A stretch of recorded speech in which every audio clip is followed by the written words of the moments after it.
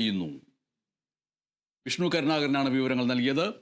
നമ്മൾ മുംബൈ ഭീകരാക്രമണത്തിൻ്റെ മുഖ്യ സൂത്രധാരൻ തഹാവൂർ റാണയെ ഇന്ത്യയിൽ എത്തിച്ചതിൻ്റെ വാർത്തയിലേക്ക് പോവുകയാണ്. മുംബൈ ഭീകരാക്രമണത്തിൻ്റെ മുഖ്യ സൂത്രധാരൻ മാത്രമല്ല, പാകിസ്ഥാൻ വംശജനാണ്, കനേഡിയൻ വ്യവസായിയാണ് തഹാവൂർ റാണ. ഈ നിമിഷം ഇന്ത്യയിലുണ്ട്. അമേരിക്കയിൽ നിന്ന് റാണയുമായുള്ള പ്രത്യേക വിമാനം ഡൽഹിയിലെത്തിയിരിക്കുന്നു. പ്രസാദ് കാളിദാസൻ വിവരങ്ങൾ നൽകുന്നു. എവിടെയാണ് വിമാനം ലാൻഡ് ചെയ്തത്? ഇനി എന്താണ് നടപടിക്രമങ്ങൾ? മനീഷ്, നിലവിൽ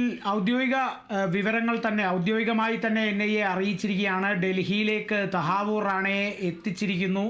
പാലം സൈനിക ക്യാമ്പിൽ വ്യോമസേന കേന്ദ്രത്തിലെ വിമാനത്താവളത്തിലാണ് പ്രത്യേക വിമാനത്തിൽ റാണയെ അമേരിക്കയിൽ നിന്ന് എത്തിച്ചത്. കഴിഞ്ഞ ദിവസം ഈ വിമാനം റാണയെയും കൊണ്ട് പുറപ്പെട്ട വിവരങ്ങളെല്ലാം നമുക്ക് ലഭിച്ചിരുന്നു. എന്നാൽ എപ്പോഴത്തേക്കാണ് അത് ഇന്ത്യയിൽ ഇറങ്ങുക എന്നതിനെ സംബന്ധിച്ചുള്ള വിവരങ്ങളൊന്നും ഒരു ഘട്ടത്തിൽ പോലും സർക്കാരോ NIAയോ അതോടൊപ്പം തന്നെ മറ്റ് സുരക്ഷാ ഏജൻസികളോ ഒന്നും തന്നെ പുറത്തുവിട്ടിരുന്നില്ല. കാരണം അത്രയധികം രഹസ്യാത്മകമായ നീക്കങ്ങൾ തന്നെയായിരുന്നു തഹാവൂർ റാണയെ ഇന്ത്യയിൽ എത്തിക്കുന്നത് സംബന്ധിച്ച് നടത്തിയിരുന്നത് എന്നുള്ളത് തന്നെയാണ് എടുത്തു പറയാനുള്ളത്. എന്നിരുന്നാലും ഡൽഹിയിൽ എത്തിച്ചു എന്നുള്ള വിവരം തന്നെയാണ് NIA അല്പസമയം മുമ്പ് പുറത്തുവിട്ടത്. ഇപ്പോൾ ഇനിയുള്ള നടപടികൾ, ഇനി അങ്ങോട്ടുള്ള നടപടിക്രമങ്ങൾ എന്ന് പറയുന്നത് തന്നെ NIA ആസ്ഥാനത്തെത്തി ചോദ്യം ചെയ്യലാണ്. എന്നാൽ അത് NIA ആസ്ഥാനത്തേക്ക് എത്തിച്ചിട്ടാണോ ചോദ്യം ചെയ്യുക എന്നുള്ള ചില സംശയങ്ങൾ കൂടി നിലനിൽക്കുന്നുണ്ട്. കാരണം ഡൽഹിയിൽ ഇത്തരത്തിലൊരു ബോംബാക്രമണം അല്ലെങ്കിൽ ഡൽഹിയിൽ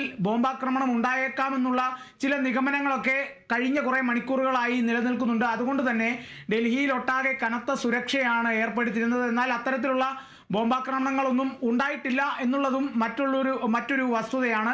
എന്നിരുന്നാലും ഈ ഒരു കനത്ത സുരക്ഷ ഡൽഹിയിൽ ഏർപ്പെടുത്തിയിട്ടുണ്ട്. അതുകൊണ്ട് തന്നെ ഈ ഒരു കനത്ത സുരക്ഷ ഉള്ള ഒരു പശ്ചാത്തലത്തിൽ, അല്ലെങ്കിൽ ഇത്തരത്തിലുള്ള ബോംബാക്രമണം ഉണ്ടായേക്കാമെന്നുള്ള നിഗമനങ്ങളുടെ ഒരു പശ്ചാത്തലത്തിൽ NIA ആസ്ഥാനത്തേക്ക് കൊണ്ടുപോകാതെ ഇപ്പോൾ എത്തിച്ചിട്ടുള്ള പാലം സൈനിക വ്യോമസേന കേന്ദ്രത്തിലെ വിമാനത്താവളത്തിലാണ് എത്തിച്ചിരിക്കുന്നത്.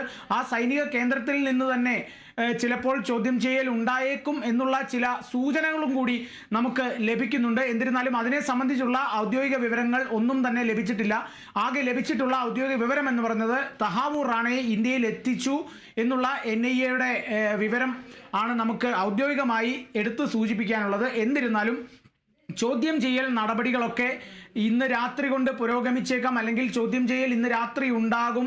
അതിനുശേഷമായിരിക്കും പിന്നീട് ഓൺലൈനായി കോടതിയിൽ ഹാജരാക്കുക എന്നുള്ളതൊക്കെയാണ് ലഭിക്കുന്നത്.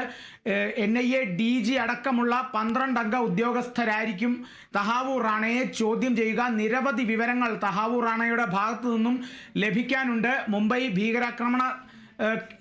ഭീകരാക്രമണം നടന്നതിന് ദിവസങ്ങൾക്ക് മുമ്പ് തഹാവൂർ റാണെ നവംബറിൽ തന്നെ ഇന്ത്യയിലെത്തിയിരുന്നു, മുംബൈയിലെത്തിയിരുന്നു. അതോടൊപ്പം തന്നെ ഇന്ത്യയുടെ വിവിധ പ്രദേശങ്ങളും ഈ തഹാവൂർ റാണെ സന്ദർശിച്ചിരുന്നു.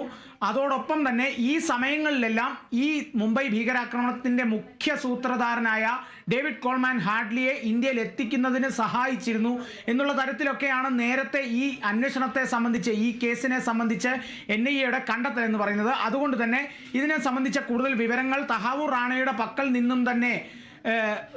നിന്നും ലഭിക്കുന്ന തരത്തിലായിരിക്കും ചോദ്യം ചെയ്യൽ എന്നുള്ളതും കൂടിയുണ്ട്.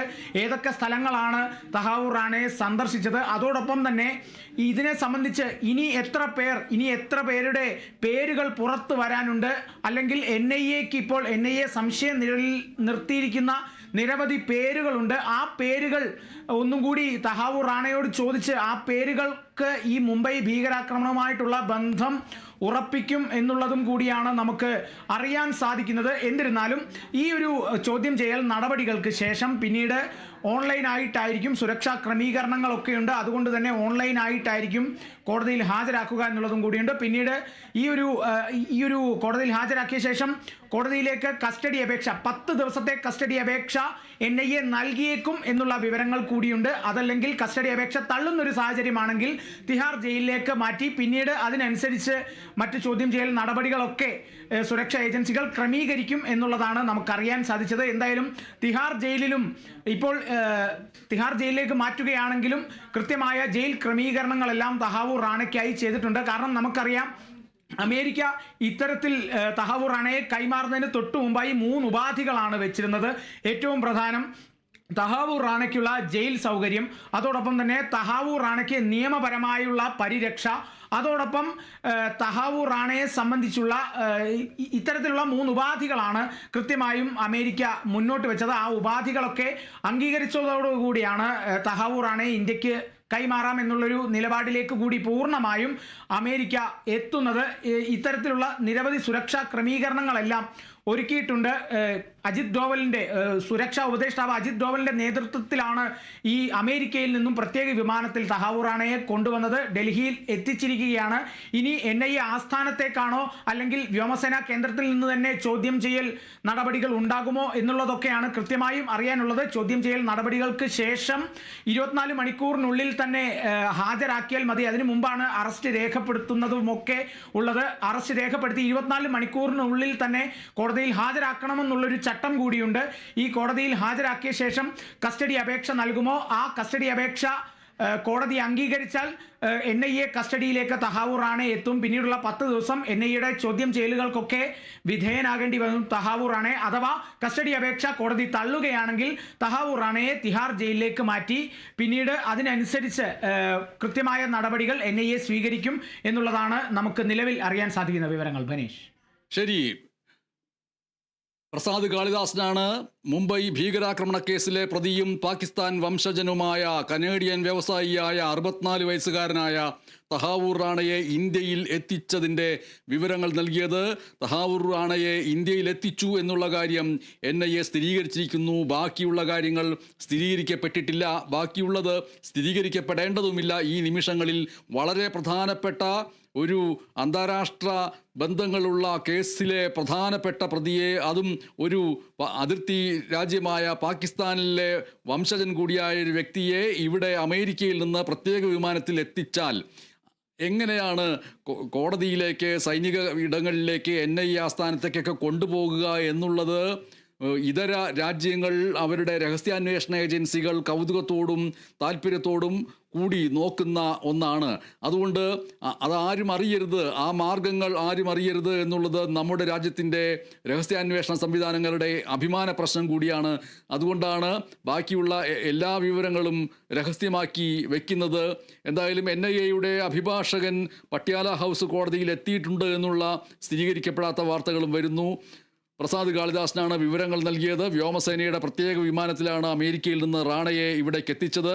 വിമാനം ഇറങ്ങിയാലുടൻ റാണയെ ദേശീയ അന്വേഷണ ഏജൻസി അറസ്റ്റ് ചെയ്യും എന്നുള്ളതാണ് ഇനിയുള്ള നിമിഷങ്ങളിലെ പ്രധാനപ്പെട്ട വാർത്തയായിട്ട് വരേണ്ടത്. അതിനുശേഷം ഡൽഹി കോടതിയിൽ ഹാജരാക്കുക എന്നുള്ളതാണ് ഒരു നടപടിക്രമം.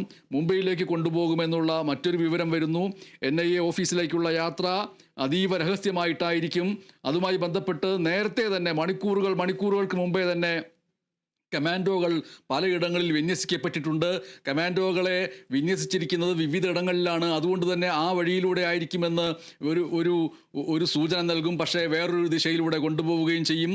എന്തായാലും എത്തിച്ചിരിക്കുന്ന തഹാവൂർ റാണയ്ക്ക് കമാൻഡോ സുരക്ഷ ഉറപ്പാക്കിയിട്ടുണ്ട്. ഡൽഹിയിൽ കനത്ത സുരക്ഷാ ക്രമീകരണങ്ങളാണ് ഇപ്പോഴും ഒരുക്കിയിരിക്കുന്നത്. ദേശീയ സുരക്ഷാ ഉപദേഷ്ടാവ് അജിത് ഡോവലിൻ്റെ സമ്പൂർണ്ണ നേതൃത്വത്തിലാണ് ഈ കൈമാറ്റത്തിന് മേൽനോട്ടം നടന്നുകൊണ്ടിരിക്കുന്നത്. നേരത്തെ പ്രസാദ് കാളിദാസൻ സൂചിപ്പിച്ച NIAയുടെ DG അടക്കം 12 പ്രധാനപ്പെട്ട ഉദ്യോഗസ്ഥർ റാണയെ NIA ഓഫീസിൽ ചോദ്യം ചെയ്യും എന്നുള്ളത് ഒരു വാർത്തയായിട്ട് നിൽക്കുന്നു. റാണയ്ക്കെതിരായിട്ടുള്ള ദേശീയ അന്വേഷണ ഏജൻസിയുടെ കേസ്, അതിൻ്റെ നടത്തിപ്പിന് വേണ്ടി കേന്ദ്ര സർക്കാർ നേരത്തെ തന്നെ നരേന്ദ്ര മാനെ എന്ന അഭിഭാഷകനെ സ്പെഷ്യൽ പബ്ലിക് പ്രോസിക്യൂട്ടറായിട്ട് നിയമിച്ചിട്ടുണ്ട്. 3 വർഷത്തേക്കാണ് ആ പറഞ്ഞ വ്യക്തിയുടെ നിയമനം. ഇന്ത്യക്ക് തഹാവൂർ റാണയെ കൈമാറുന്നതിനെതിരെ റാണ നൽകിയിട്ടുള്ള ഹർജിയുണ്ട്. ആ ഹർജി US സുപ്രീം കോടതി തിങ്കളാഴ്ച തള്ളിയിരുന്ന കാര്യം ഓർമ്മിക്കുക. അതോടുകൂടിയാണ് നിയമ തടസ്സങ്ങളെല്ലാം പൂർണ്ണമായിട്ടും നീങ്ങിയത്. NIAയിലെയും CBIയിലെയും 6 അംഗ സംഘം കഴിഞ്ഞ ഫെബ്രുവരി മുതൽ അമേരിക്കയിൽ ഉണ്ടായിരുന്നു. ഭീകര ബന്ധക്കേസിൽ 2009 ഷിക്കാഗോയിൽ വച്ചായിരുന്നു തഹാവൂർ റാണ അറസ്റ്റ് ചെയ്യപ്പെട്ടത്. അതിനുശേഷം അമേരിക്കയിലെ ലോസ് ആഞ്ചലസ് ജയിലിലായിരുന്നു തഹാവൂർ റാണ കഴിഞ്ഞിരുന്നത്. പാകിസ്ഥാനിലെ ഭീകര സംഘടനയായ ലഷ്കർ എ തൊയ്ബയെ ഓർക്കുക, പാക് ചാരസംഘടനയായിട്ടുള്ള ISIയെ ഓർക്കുക. ഈ രണ്ട് സംഘടനകളുമായിട്ടും തഹാവൂർ റാണയ്ക്ക് ബന്ധം ഉണ്ട് എന്നുള്ള നിലയ്ക്കാണ് കാര്യങ്ങൾ പോയിരുന്നത്. മുംബൈ ഭീകരാക്രമണ കേസിലെ മുഖ്യപ്രതി സൂത്രധാരൻ ഡേവിഡ് കോൾമാൻ ഹെഡ്ലി, ആ ഡേവിഡ് കോൾമാൻ ഹെഡ്ലിയുടെ ഏറ്റവും അടുത്ത അനുയായി എന്നുള്ള നിലയ്ക്ക് ഈ കഴിഞ്ഞ വർഷങ്ങളിലുടനീളം വാർത്തകളിൽ നിറഞ്ഞു നിന്നിരുന്നു തഹാവൂർ റാണ. ഭീകരാക്രമണം ആസൂത്രണം ചെയ്തു, അതിനുവേണ്ടി മുംബൈ സന്ദർശിക്കാൻ ഹെഡ്ലിക്ക് വിസ സംഘടിപ്പിച്ചു നൽകി. ഇതൊക്കെ റാണയുടെ സ്ഥാപനമാണ് എന്ന് നേരത്തെ കണ്ടെത്തിയിരുന്നു. ഡൽഹിയിലെത്തിക്കുന്ന റാണയെ ദേശീയ സുരക്ഷാ ഉപദേഷ്ടാവ് അജിത് ഡോവലിൻ്റെ മേൽനോട്ടത്തിലായിരിക്കും NIA ചോദ്യം ചെയ്യുക. ഓർക്കുക, കടൽ വഴി ബോട്ടിൽ എത്തിയ 10 ലഷ്കർ ഭീകരർ 2008 നവംബർ 26 മുംബൈയിലെ Chhatrapati Shivaji terminus railway station, Taj Oberoi ഹോട്ടലുകൾ, നരിമാൻ ഹൗസ് തുടങ്ങി 8 സ്ഥലങ്ങളിൽ ആക്രമണം നടത്തിയ അതിഭീകരമായ ചരിത്രം. 60 മണിക്കൂറോളം നീണ്ട ആ ആക്രമണത്തിൽ വിദേശികളടക്കം 166 പേരാണ് കൊല്ലപ്പെട്ടത്. ആ 166 പേരുടെ ചോരയ്ക്ക് മറുപടി എന്നുള്ള നിലയ്ക്കാണ് തഹാവൂർ റാണയെ ഈ നിമിഷം ഇന്ത്യയിൽ എത്തിച്ചിരിക്കുന്നത്.